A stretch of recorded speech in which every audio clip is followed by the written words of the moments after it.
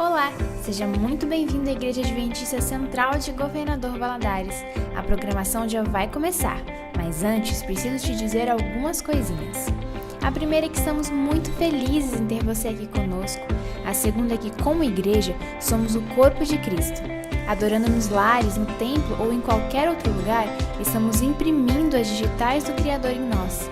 Somos um povo que se levanta na tribulação e louva o nome de Deus, porque sabe, apesar de tudo, que Ele nunca nos abandonou. Somos os que ficaram, os que escolheram, os que choraram e sofreram, e os que um dia herdarão o reino dos céus, sem mais lágrimas, mais morte ou mais dor. Nós somos os que escolhemos acreditar num amanhã de vitória ao lado de Jesus. Por que você não experimenta viver isso com a gente? Acesse nossas redes sociais e confira os horários das nossas programações. Esperamos te ver aqui mais vezes. Agora prepare-se para um momento de encontro com o Criador. Igreja Adventista Central de GV, uma comunidade de fé e esperança. Boa noite! Seja bem-vindo a mais uma transmissão da Igreja Central de Governador Valadares. É sempre muito bom dividirmos experiências que nos aproximam de Deus. Momentos como esse nos motivam como comunidade e fortalecem também a nossa fé. Aproveite para compartilhar o link do canal com seus amigos e familiares. Você também pode nos acompanhar pelas redes sociais. Os nossos conteúdos estão disponíveis no Facebook e Instagram. Com o propósito de lembrar ao ser humano de que ele é dono de todas as coisas, Deus nos dá a responsabilidade de administrarmos o que pertence a Ele, devolvendo parte disso, auxiliando no avanço do Evangelho. E para deixar esse momento ainda mais prático, o aplicativo 7Me foi criado. Acompanhe todas as dicas no vídeo a seguir e descubra como essa ferramenta pode te ajudar. O aplicativo 7Me já está disponível nas plataformas iOS e Android. Para acessar essa aplicação, baixe o aplicativo na loja virtual do seu dispositivo móvel, pesquisando pelo nome 7Me. Ao abrir o aplicativo, clique no botão Entrar caso você já tenha um usuário criado. Se não tiver, clique em Criar usuário para se cadastrar. Informe seu e-mail para localizar o seu registro no sistema de secretaria da sua igreja. A mensagem de sucesso aparecerá se o e-mail informado for encontrado, e então será enviado um e-mail para a ativação do seu usuário. Se você é um membro batizado na Igreja Adventista do Sétimo Dia e o seu e-mail não for localizado, você poderá fazer uma nova busca com outro endereço de e-mail. E se ainda assim não for localizado, entre em contato com a secretaria da sua igreja e atualize os seus dados. Caso seja um interessado ou amigo da igreja, localize a congregação desejada e preencha o formulário com seus dados pessoais. Ao finalizar, o sistema enviará um e-mail para a ativação do seu usuário. Ao ser ativado, retorne ao aplicativo 7Me e acesse com seu usuário e senha. Pronto! Aproveite os principais benefícios do aplicativo 7Me.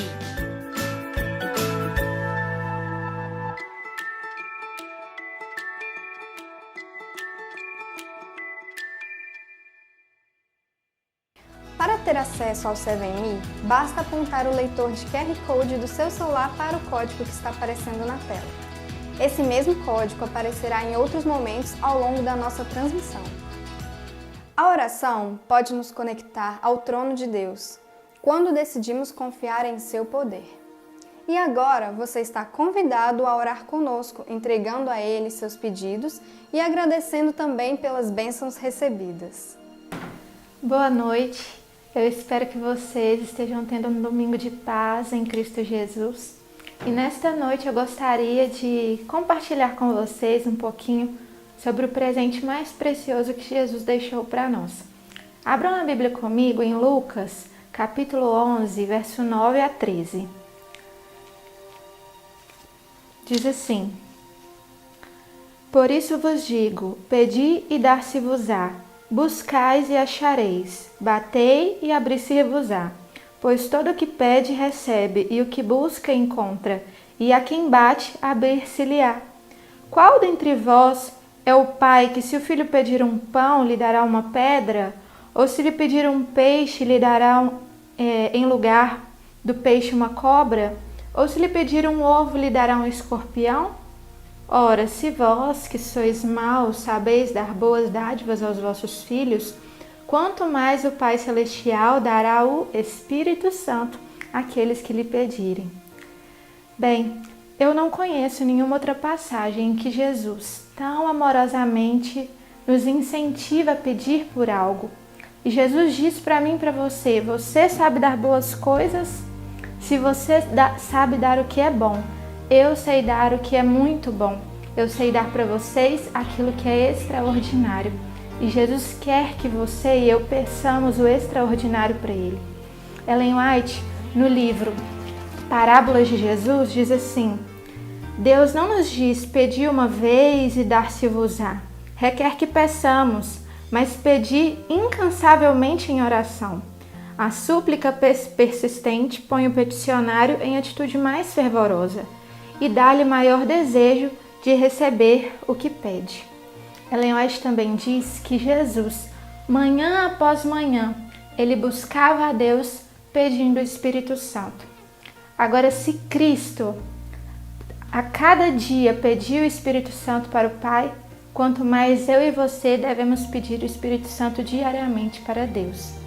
O meu desejo para você nessa noite e nessa semana é que você tenha uma semana abençoada, mas acima de tudo, que você a cada dia possa pedir a Deus o extraordinário presente que Ele deixou para mim e para você. Vamos orar.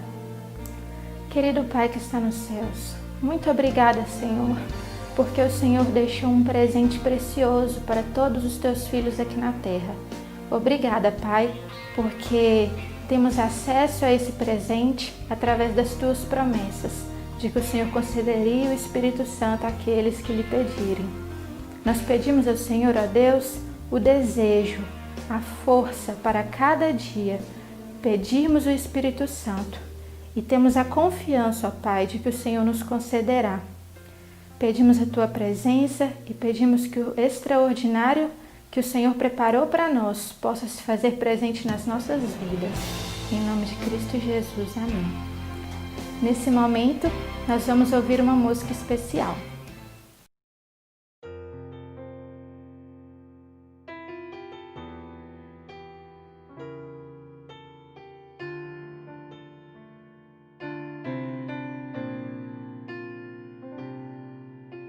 É tão comum olhar o céu azul e não notar a cor, ouvir os passarinhos e não escutar a doce melodia que está no ar. Mas Deus me dá a chance de sorrir, a chance de alcançar uma nova vida. Eu te amarei do coração, ó Senhor, fortaleza minha. Eu te amarei do coração, meu Senhor, meu libertador.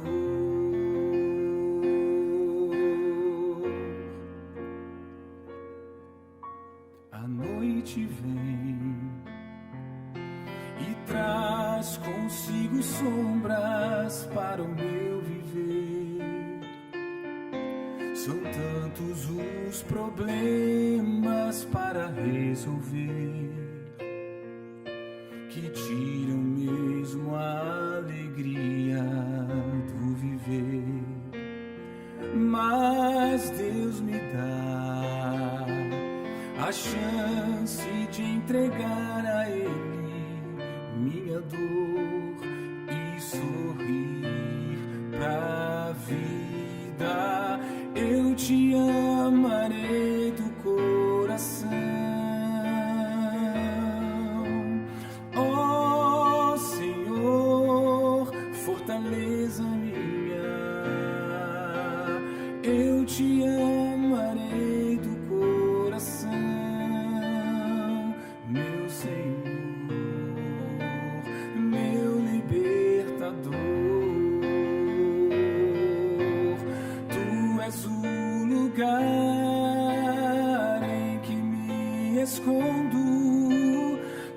és minha fortaleza, ó meu Deus, tu me guiarás e tu me ensinarás o caminho que devo seguir. Pelo teu poder tenho a vitória. Quero então na tua graça me amparar. Firme eu estou na tua forte mão. Tenho em ti a plena salvação. Eu te exaltarei, eu te louvarei, eu te amarei, ó Senhor.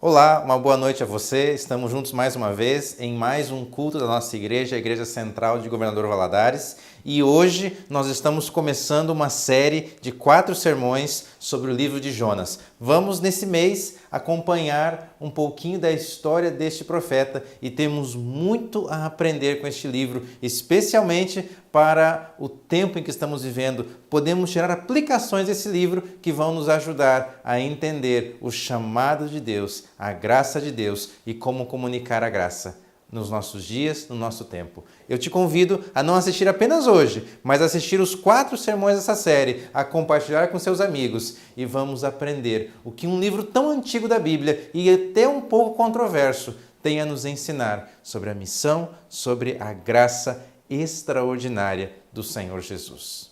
E hoje vamos começar com uma introdução a esse livro e entender qual é o foco ou qual o propósito do livro de Jonas dentro da Bíblia, afinal, sobre o que é este livro. Vamos juntos aprender um pouquinho sobre isso.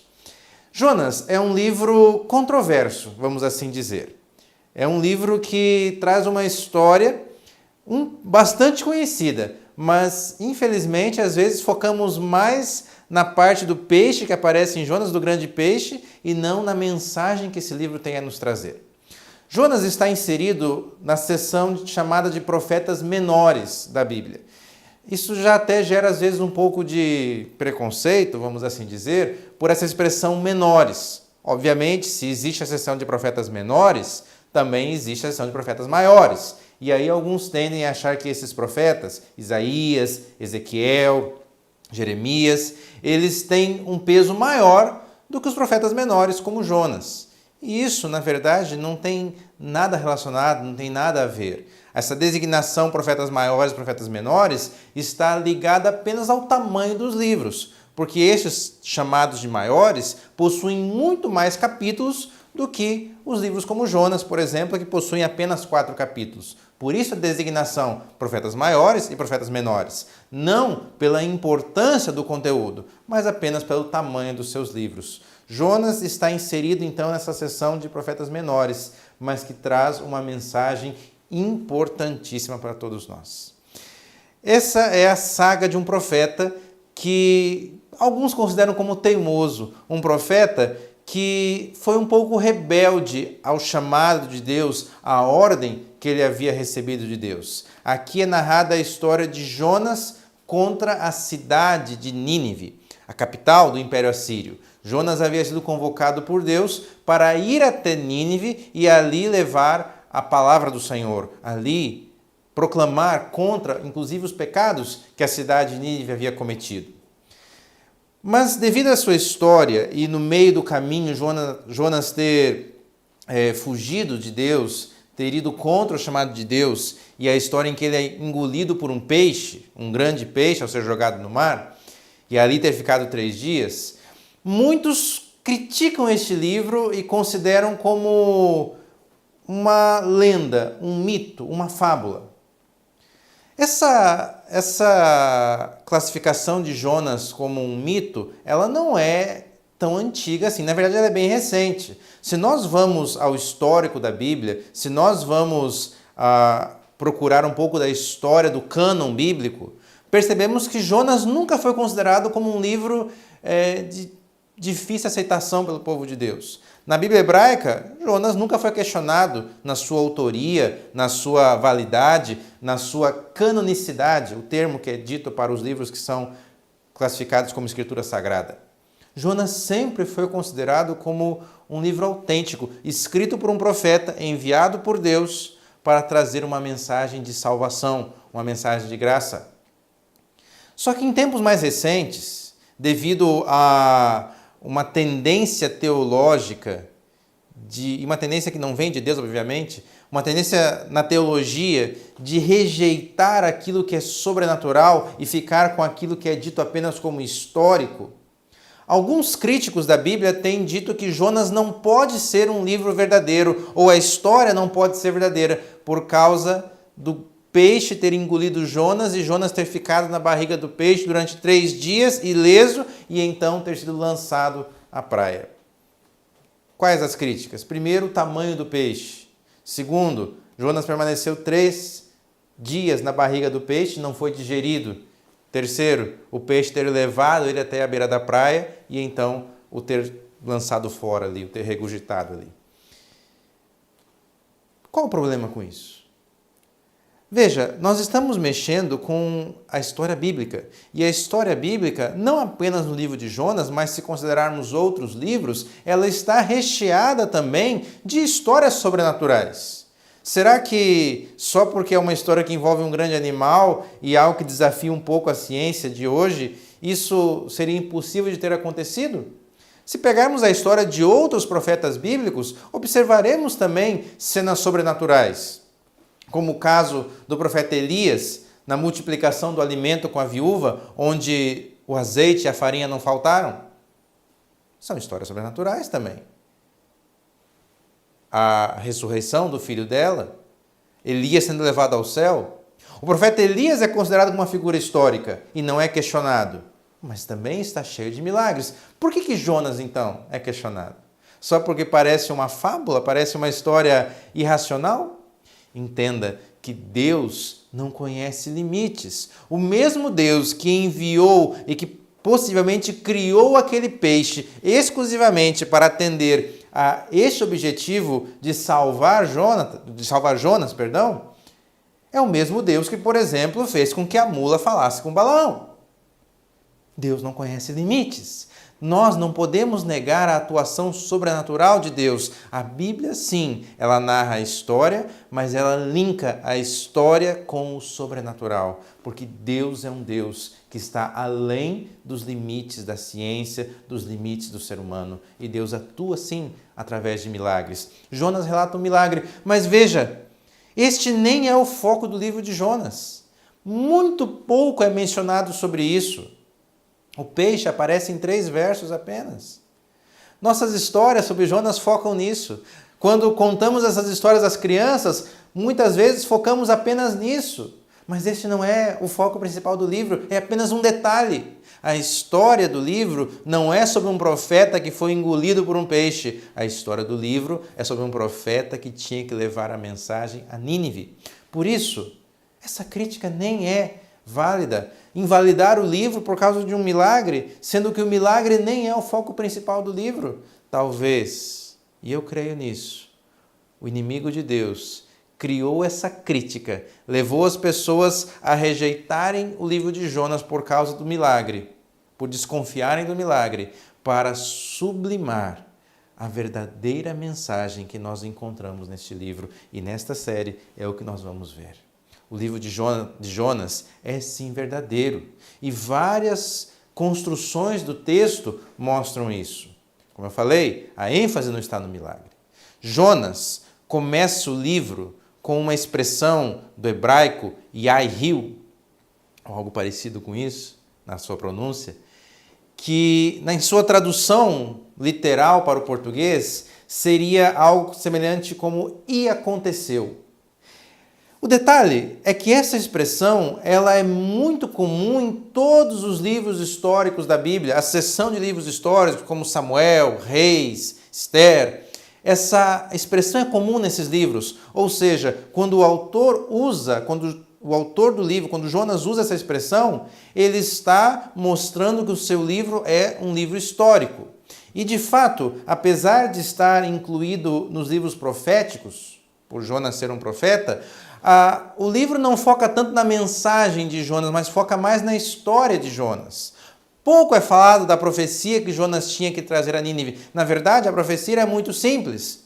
Eles deveriam se arrepender dos seus pecados ou Deus destruiria a cidade. É só isso. Um verso traz a mensagem de Deus. O restante é sobre a história de Jonas. Por isso que ele usa essa expressão que é tão comum aos livros históricos, mas nos ajuda a mostrar que é um livro verdadeiro. Essa expressão hebraica, ela sempre está ligada a um fato. O outro ponto é que Jonas começa também com a expressão "veio a mim a palavra do Senhor". Essa expressão ela é muito comum no Antigo Testamento. Os profetas estão sempre iniciando seus oráculos com essa expressão. Por quê? Porque eles estão mostrando que a sua mensagem não está vindo deles. A sua mensagem está vindo do Senhor. Isso é uma grande lição para todos nós quando estamos estudando a palavra, a Bíblia, para nos lembrarmos que não estamos trabalhando aqui com escritos de seres humanos, mas estamos trabalhando com palavras sagradas. A palavra de Deus veio ao profeta e ele a transmitiu ao povo naquele tempo e ao escrevê-la para que fosse uma lição a todos nós. Jonas começa com essa expressão para atestar o seu valor profético, para atestar que sua mensagem veio do trono de Deus. E por fim, ainda falando sobre a veracidade do livro, Jonas menciona várias cidades. Ele menciona Tarsis, menciona Nínive, menciona o local. Isso é comum também nos livros proféticos e também nos históricos. Há um grande apego a tentar localizar aonde estava o profeta, em que momento isso aconteceu, no reino de qual ano, de qual rei aconteceu, para que pudéssemos localizar em qual ponto da história esse momento estava acontecendo. Há um grande interesse da Bíblia em linkar as profecias, em linkar os textos, a história do povo, para provar que aquilo não estava desligado do mundo ou desligado da história, para que nós pudéssemos hoje, ao estudar, localizar em que momento aconteceu e assim atestar a sua veracidade. Existem outros pontos que eu poderia mencionar aqui para aliviar essa tensão entre o mito e a realidade, para tirar a crítica do livro de Jonas e provar que ele é um livro real e que tudo o que está escrito nele realmente aconteceu. Mas este não é o foco desta mensagem, nem tampouco o meu. E até mesmo a Bíblia não foca nisso. O propósito da Bíblia, ou melhor, a Bíblia ela não se preocupa em tentar provar a existência de seus autores e nem mesmo a existência de Deus. A Bíblia assume que Deus é real e a Bíblia assume que essas histórias são reais e que essas histórias nos trazem a mensagem, a revelação de Deus. E nós também. Não é a nossa preocupação tentar provar que Jonas existiu ou não, ou que o peixe existiu ou não. Pela fé, nós cremos nisso. Pela fé, acreditamos. E esta fé, ela é fundamentada em algumas evidências, como eu mostrei aqui agora. Mas o foco é entender a mensagem que está por trás deste livro. Qual o propósito pelo qual esse livro foi escrito? E como eu já disse aqui no início, não foi para falar de um grande peixe. O propósito do livro é contar a história de Jonas ao levar a mensagem a Nínive.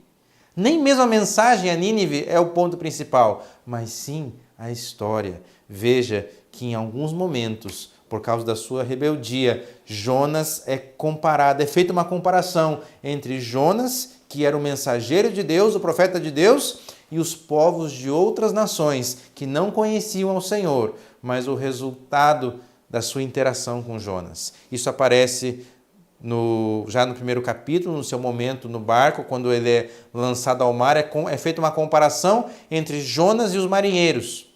Jonas havia rejeitado a Deus e por isso estava fugindo.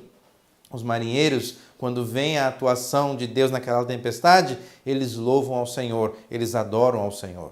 Jonas leva a mensagem a Nínive, um povo que estava sendo ameaçado pela destruição divina devido aos seus pecados, mas o povo se arrepende. Jonas fica revoltado com isso, fica revoltado com a misericórdia. Nós percebemos aqui que o profeta de Deus estava indo contra Deus, não estava entendendo o real caráter, o real propósito de Deus, mas os povos de outras nações compreenderam isso. Isso nos mostra que às vezes Deus pode ter mais problemas com pessoas que pertencem ao seu povo do que com aqueles que ainda não fazem parte do seu rebanho. A lição de Jonas é que Deus quer salvar a todos, mas às vezes Ele chama mensageiros, não apenas para salvar as outras pessoas, mas para que o próprio mensageiro seja salvo com a mensagem. Essa é a história de Jonas. E essa história tem muito a nos dizer. Dito isso, depois dessa longa introdução ao livro, vamos ler o alvo da reflexão de hoje. Jonas, capítulo 1, versos 1 a 3. Abra sua Bíblia. Jonas 1, versos 1 a 3.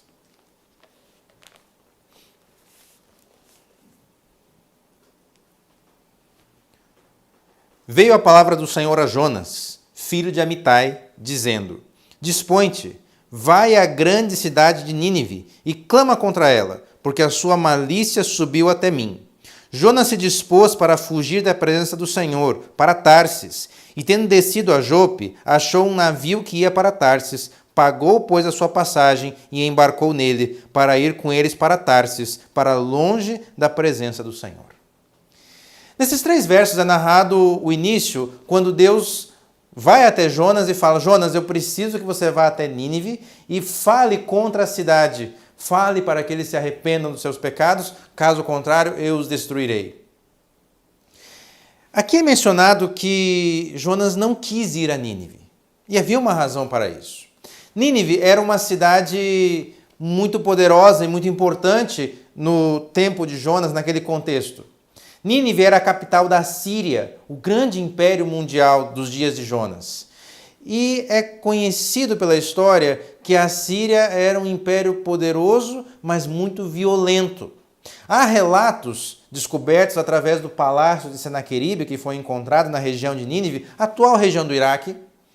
E nesse palácio foram encontrados vários murais que narravam as conquistas, ou melhor, ilustravam as conquistas de Senaqueribe. E ele era muito violento. É mencionado, por exemplo, ele, ao capturar soldados dos outros exércitos, arrancava a pele deles ainda vivos. É mencionado o momento em que Senaqueribe emparedou alguns soldados, literalmente colocou eles dentro das paredes, construiu as paredes com os soldados dentro, e ali eles ficaram. Em um outro momento, ao lidar com uma rebelião, Senaqueribe mandou o seu exército, conteve a rebelião, matou todos do exército rebelde e empilhou as suas cabeças na frente da cidade para que todos pudessem ver o que aconteceria com aqueles que desafiassem o seu império, o seu governo. A Síria era conhecida pela sua violência. E Nínive era uma cidade violenta. Já não era mais o tempo de Senaqueribe, outro rei estava no comando, mas a história continuava. Jonas foi enviado por Deus. Após os clamores contra Nínive, Deus manda Jonas até lá para que pregasse. Caso eles não se arrependessem, viria a destruição. Jonas não vai a Nínive. A Bíblia diz que ele pega um barco e vai no sentido contrário para uma outra cidade chamada Tarsis. Jonas foge do Senhor. Existem algumas razões para isso. Jonas provavelmente ficou com medo de ir até Nínive e a sua mensagem não ser aceita. Afinal, ele estava indo a um império conhecido pela sua violência falar contra esse império. Jonas ficou com medo de ali ser morto por causa da mensagem, ser preso, torturado, se tornar um mártir. Uma outra situação, e que aparece e fica bem latente ao longo do livro, Jonas tinha medo, olha só, Jonas tinha medo que Nínive, que o povo de Nínive ouvisse a sua mensagem e se arrependesse, porque Jonas sabia que se isso acontecesse, Deus os perdoaria.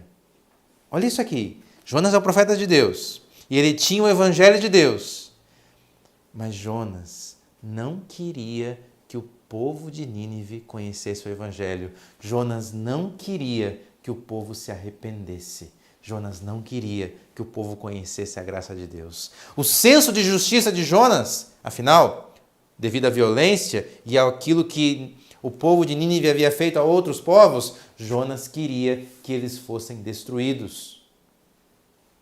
Será que nós não somos assim também?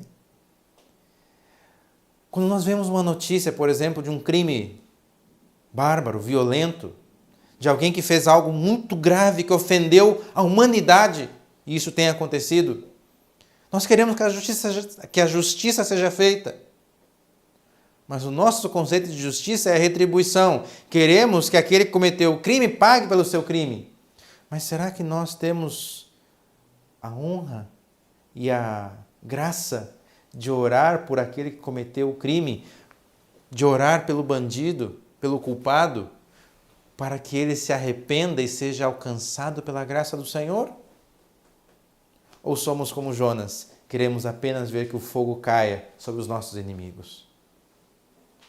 Você ficaria feliz em ver alguém que foi terrivelmente fundo no pecado e na maldade?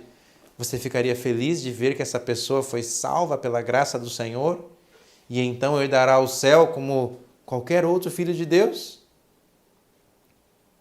Mas esse é um tema que nós vamos abordar lá no final dessa série.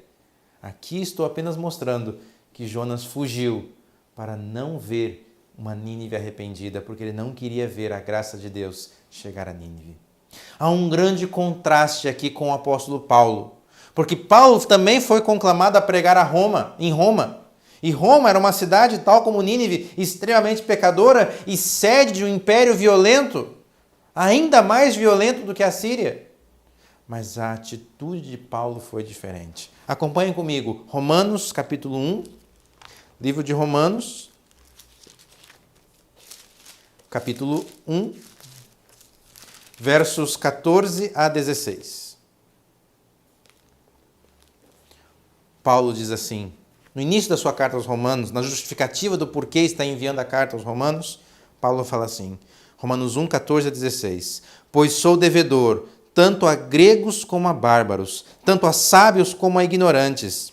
Por isso, quanto está em mim, estou pronto a anunciar o Evangelho também a vós outros em Roma, pois não me envergonho do Evangelho, porque é o poder de Deus para a salvação de todo aquele que crê, primeiro do judeu e também do grego.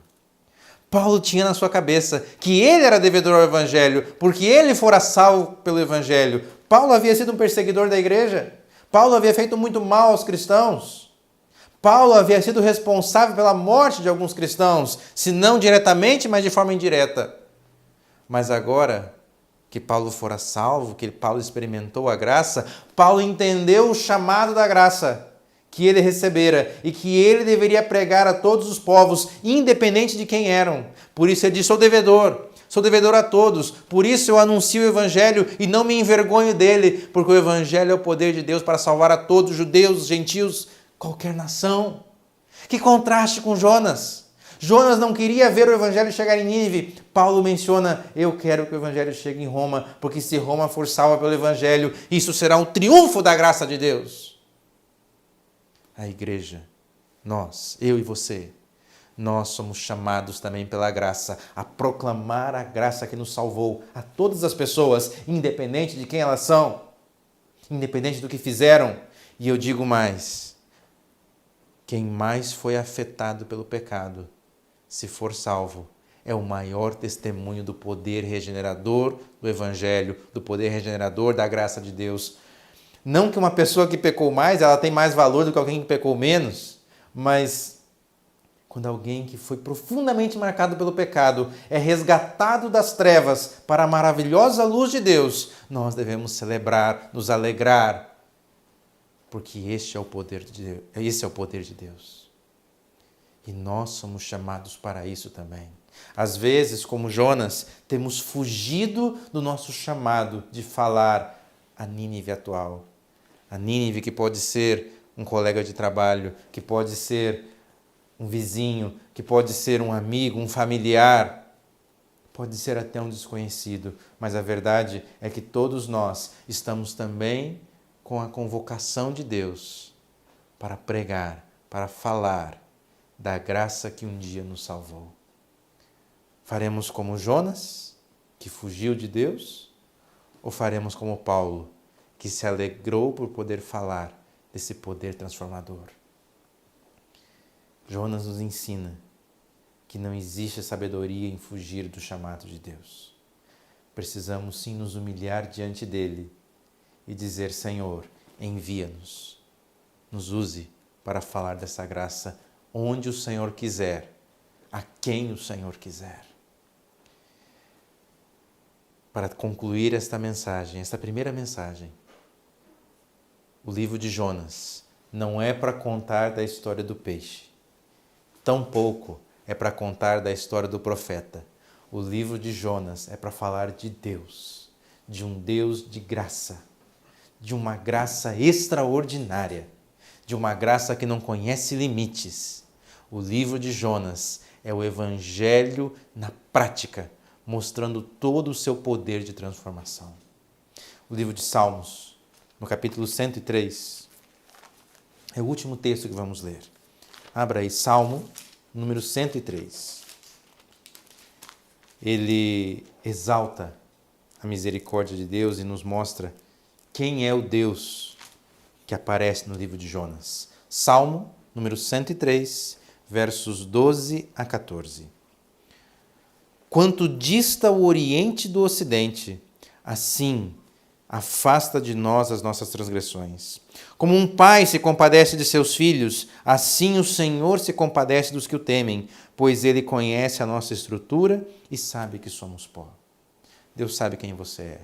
Deus sabe das suas falhas e Ele não espera muito mais do que isso. A Bíblia apenas diz que Deus se compadece e tem misericórdia. E a única coisa que Ele quer é que nós nos dobremos diante dEle, que nós nos humilhemos a Ele para aceitar esta graça que nos transforma e assim levar esta graça para transformar a vida de outras pessoas. Cristo quer o teu bem, mas Ele quer o bem de todas as pessoas do mundo. Ele quer salvar não apenas a sua igreja, aqueles que frequentam a sua igreja. Deus quer salvar o mundo inteiro e nós somos os instrumentos para levar essa salvação, para levar essa graça ao mundo. Não rejeite o seu convite, o seu chamado, mas fale, compartilhe a graça de Deus ao testemunhar e ao pregar sobre ela. Seja você, não um Jonas teimoso, mas um Paulo que com alegria e com prazer anuncia o Evangelho, o poder de Deus para salvar a todas as pessoas.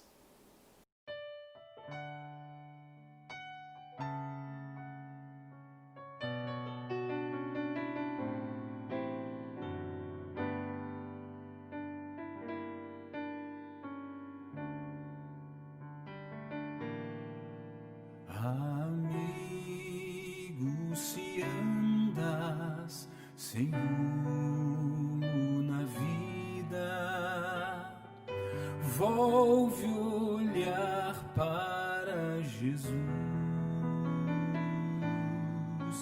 Ele tem a saída e a solução. Ele quer conduzir teu viver.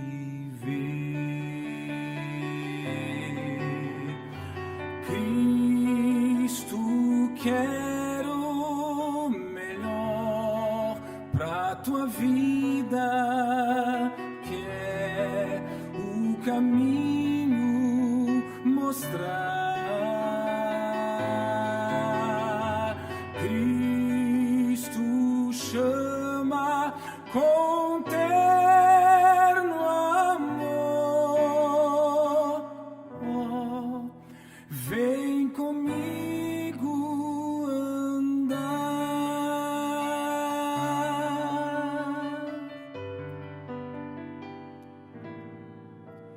Eu também descobri que Jesus é a saída.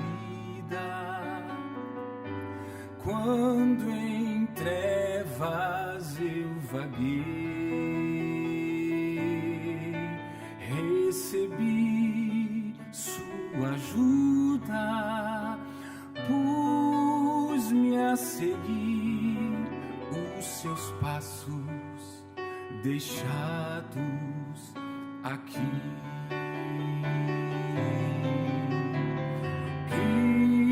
Cristo quer tua vida quer o caminho mostrar. Cristo chama com terno amor. Oh, vem comigo andar.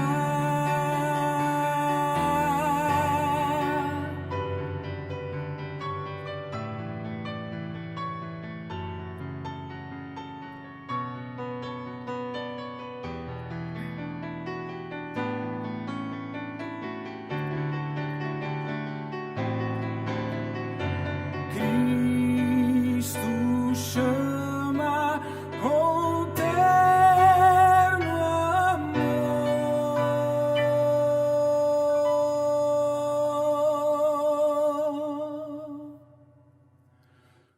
Oh, vem comigo andar.